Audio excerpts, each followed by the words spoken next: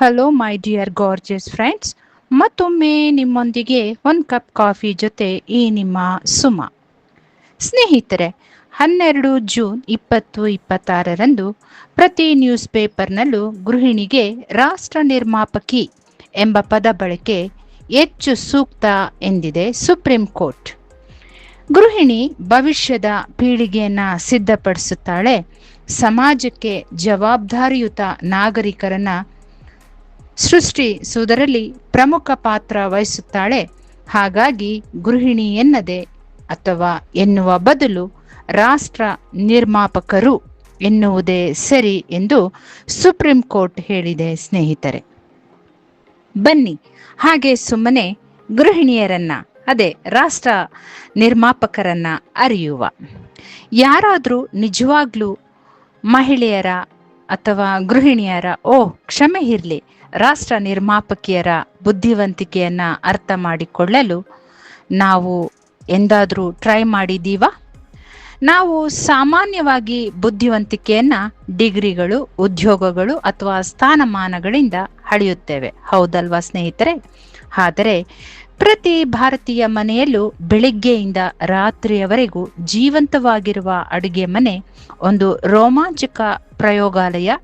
ಇಲ್ಲಿ ಪ್ರತಿದಿನ ಅಸಾಧಾರಣ ಬುದ್ಧಿವಂತಿಕೆ ಹುಟ್ಟುತ್ತದೆ, ಅದು 1 ಡಿಗ್ರಿ ಇಲ್ಲದೆ. ಎಂದಾದರೂ ಇದ್ರ ಬಗ್ಗೆ ನೀವು ಯೋಚಿಸಿದ್ದೀರಾ? ಬನ್ನಿ ಹಾಗೆ ಒಂದು ರೌಂಡ್ ಅಡುಗೆ ಮನೆ ವಿಸಿಟ್ ಮಾಡಿ ಬರೋಣ. ಅಡುಗೆ ಮನೆ ಕೇವಲ ಅಡುಗೆ ಮಾಡುವ ಜಾಗವಲ್ಲ, ಅದು ಒಂದು ಸಂಪೂರ್ಣ ವಿಶ್ವವಿದ್ಯಾಲಯ, ಅಂದರೆ ಯೂನಿವರ್ಸಿಟಿ ಎಂದರೆ ತಪ್ಪಾಗಲಾರದು.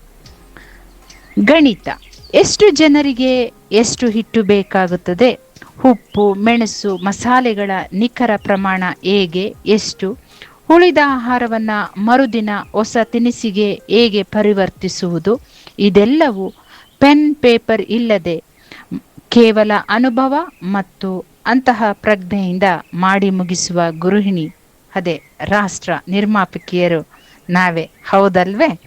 ಭೌತಶಾಸ್ತ್ರ: ಅಡುಗೆ ಮನೆಯ ಭೌತಶಾಸ್ತ್ರ ಒಮ್ಮೆ ನೋಡಿ.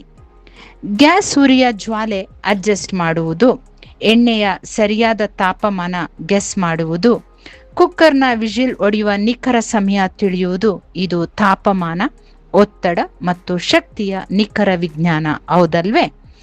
ಇನ್ನು ರಸಾಯನಶಾಸ್ತ್ರಕ್ಕೆ ಬನ್ನಿ. ಹಾಗೆ ಮಸಾಲೆಗಳ ಸಮತೋಲನ, ಸಾರಿನ ಸರಿಯಾದ ದಪ್ಪ, ಅದೇ ಕರಿ, ರಸಂ, ಸಾಂಬಾರ್ ಇವುಗಳ ಒಂದು ಹದ, ಹಾಲು ಒಡೆಯದಂತೆ ನೋಡಿಕೊಳ್ಳುವುದು, ಹಿಟ್ಟನ್ನ ಮೃದುವಾಗಿಡುವುದು, ಹದವಾಗಿ ತಿಂಡಿಗೆ ಸರಿಯಾಗಿ ರೆಡಿ ಮಾಡುವುದು. ಪ್ರತಿ ತಿನಿಸು ಒಂದು ರಾಸಾಯನಿಕ ಪ್ರಯೋಗಕ್ಕಿಂತ ಕಡಿಮೆ ಇಲ್ಲ ಸ್ನೇಹಿತರೆ.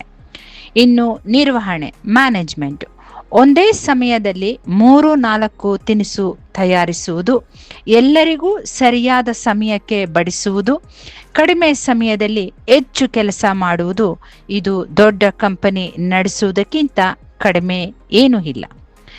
ವೀಕ್ಷಣಾ ಕೌಶಲ್ಯ, ವಿಜುವಲ್ ಎಕ್ಸ್ಪರ್ಟ್: ಸಾರು ಬೆಂದಿದೆಯೋ ಇಲ್ವೋ, ತರಕಾರಿ ಸರಿಯಾಗಿ ಹದವಾಗಿ ಆಗಿದೆಯೋ ಇಲ್ವೋ, ತರಕಾರಿಯಲ್ಲಿ ನೀರು ಕಡಿಮೆಯೋ ಹೆಚ್ಚೋ, ರೊಟ್ಟಿ ತಿರುಗಿಸುವ ಸಮಯ ಯಾವಾಗ, ಇದು ತೀಕ್ಷ್ಣ ವೀಕ್ಷಣೆಯ ಪರಮ ಕಲೆ. ಮಹಿಳೆಯರಿಗಲ್ಲದೆ ಯಾರಿಗಿದೆ ಅಲ್ವೇ?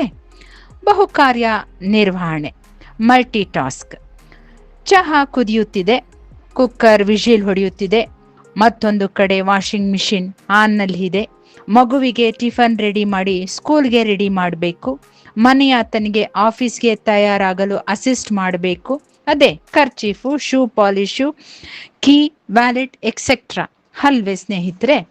ಫೋನ್ ಅದೇ ಸಮಯಕ್ಕೆ ರಿಂಗ್ ಆಗುತ್ತೆ, ತಾನೂ ರೆಡಿಯಾಗಿ ಎಲ್ಲವನ್ನ ಆರ್ಗನೈಸ್ ಮಾಡಬೇಕು ಅಲ್ವಾ? ಆದರೂ ಎಲ್ಲವೂ ಗಾಬರಿ ಇಲ್ಲದೆ ವ್ಯವಸ್ಥಿತವಾಗಿ ಮಾಡಲ್ಪಡುತ್ತದೆ, ಹೌದಲ್ವಾ? ಆರ್ಥಿಕತೆ: ಇನ್ನು ಸೀಮಿತ ಬಜೆಟ್ನಲ್ಲಿ ಇಡೀ ಕುಟುಂಬಕ್ಕೆ ಊಟ ಹಾಕುವುದು, ಸಡನ್ ಆಗಿ ಬಂದ ಅತಿಥಿಗಳನ್ನು ಸಹ ಸಂಭಾಳಿಸುವುದು, ಅಗತ್ಯವಿರುವವರಿಗೆ ಪಾಕೆಟ್ ಮನೆ ಜೊತೆಗೂಡಿಸುವುದು, ಉಳಿದ ಆಹಾರವನ್ನು ಅತ್ಯುತ್ತಮವಾಗಿ ಬಳಸಿಕೊಳ್ಳುವುದು, ಸಮಯ ಸಂದರ್ಭಕ್ಕೆ ತಕ್ಕ ಪದಾರ್ಥಗಳನ್ನು ಬುದ್ಧಿವಂತಿಕೆಯಿಂದ ಬಳಸುವುದು, ಇದೆಲ್ಲದರ ನಡುವೆ ಮಕ್ಕಳ ಚಿಕ್ಕ ಚಿಕ್ಕ ಖುಷಿಗಳನ್ನು ಪೂರೈಸುವುದು ನಾವೇ ಅಲ್ವೇ? ಇದು ಮನೆಯ ಆರ್ಥಿಕ ನೀತಿ. ಒಪ್ಪುವಿರಲ್ವಾ? ಇನ್ನು ಮನೋವಿಜ್ಞಾನ. ಪ್ರತಿಯೊಬ್ಬರಿಗೂ ಏನು ಇಷ್ಟ, ಯಾವುದು ಕಷ್ಟ ಎಂದು ಖಂಡಿತವಾಗ್ಲೂ ಅರಿವಿರುತ್ತೆ. ಪ್ರತಿಯೊಬ್ಬರ ಮೂಡನ್ನು ಗೆಸ್ ಮಾಡಿ ವ್ಯವಹರಿಸ್ತೇವೆ. ಯಾರಿಗೆ ಅಸ್ವಸ್ಥತೆ, ಯಾರಿಗೆ ಯಾವ ಆಹಾರ ಬೇಕು, ಯಾವ ಸಮಯಕ್ಕೆ ಬೇಕು, ಯಾರ ಅಗತ್ಯವೇನಿದೆ ಎಲ್ಲವನ್ನ ನಾವು ತಿಳಿದಿರ್ತೇವೆ. ಅಡುಗೆ ಮನೆ ನಡೆಸುವ ಮಹಿಳೆ ಕೇವಲ ಅಡುಗೆ ಮಾಡೋದಿಲ್ಲ, ಇಡೀ ಕುಟುಂಬದ ಭಾವನೆಗಳನ್ನ ಪೋಷಿಸುತ್ತಾಳೆ. ಹೌದಲ್ವಾ ಸ್ನೇಹಿತರೆ? ಅಡುಗೆ ಕೇವಲ ಒಂದು ಕೌಶಲ್ಯವಲ್ಲ, ಇದು ಪ್ರೀತಿ, ಜವಾಬ್ದಾರಿ ಮತ್ತು ತ್ಯಾಗದ ಸುಂದರ ಮಿಶ್ರಣ.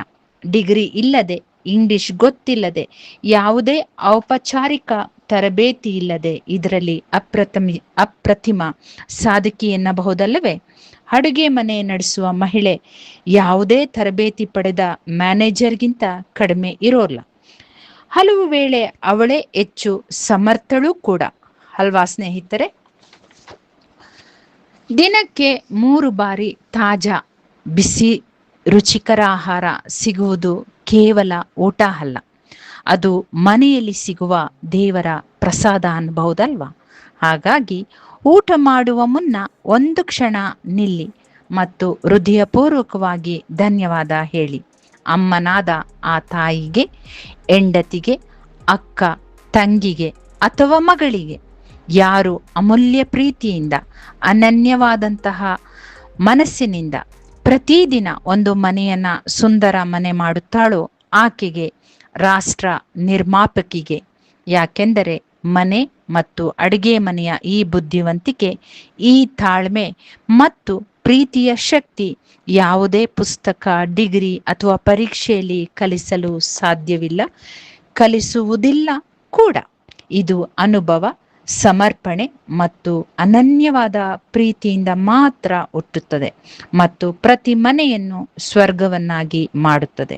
ಸ್ನೇಹಿತರೆ, ಇಷ್ಟವಾದರೆ ಒಂದು ಪುಟಾಣಿ ಲೈಕ್ ಜೊತೆ ಕಾಮೆಂಟ್ ಮಾಡಿ. ಖುಷಿಯಾಗುತ್ತೆ, ಪ್ರೋತ್ಸಾಹ ಸಿಕ್ಕಂತಾಗುತ್ತೆ. Thank you. Take care.